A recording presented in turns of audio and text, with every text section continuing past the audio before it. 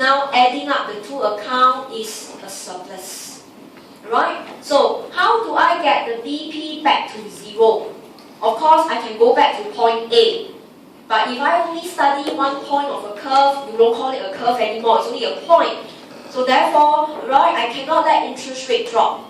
Another way to correct the BP account, right, is your NX must be negative because CA was positive. Right, so you have funds flowing in. Now you need to chase the money away through imports. And therefore, right, if you want import to increase, income must increase. So you let income increase sufficiently to Y2 to meet I2. So in this case, at point B, the BP is back to 0. Right? And as given in your notes, right, join point A and B, that is your BP curve. So this is graphical method. So students tend to enjoy graphical method, but you must know the intuition. You started from BP 0 to a disequilibrium, and then you deliberately talk about how you can reach equilibrium.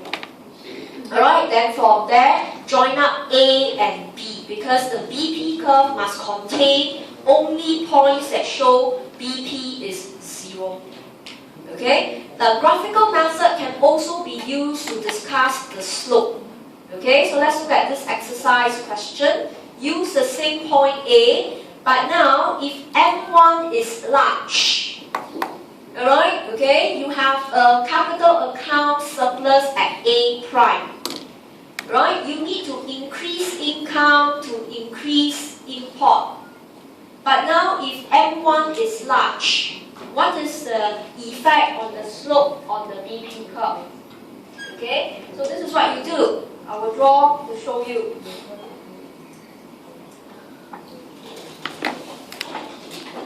You already have your original point. Okay, so I'll just sketch it in. All you need to do is to do another setup. Don't draw, it's the same diagram you're using. Point A, A prime, and B. This is what you have in your lecture notes. So just now you join A and B. Okay, but our discussion now is if M1 is large, alright, you need to chase away the capital account. So if M1 is large, the increase in income would be smaller. So in exercise 1, this is your discussion. Right? Increase in M1 suggests increase in Y is smaller. In this case, Y2. So you can copy down the analysis under exercise 1 by using the diagram in your notes. Mark up Y2 prime, go all the way up, must touch interest rate I2, and let's call this point. Okay, so in this case, right, income increase, import increase. So you're saying that this amount of import can correct the BP surplus at point D, BP is 0. So if M1 is larger, you have point D. Alright, double check. Point D must be Y2 prime and I2. So it's on the point between A prime and B. So you join up A and D. This is your BP2. So the BP is steeper as M1 increase. So this is how you use graphical method to discuss the slope.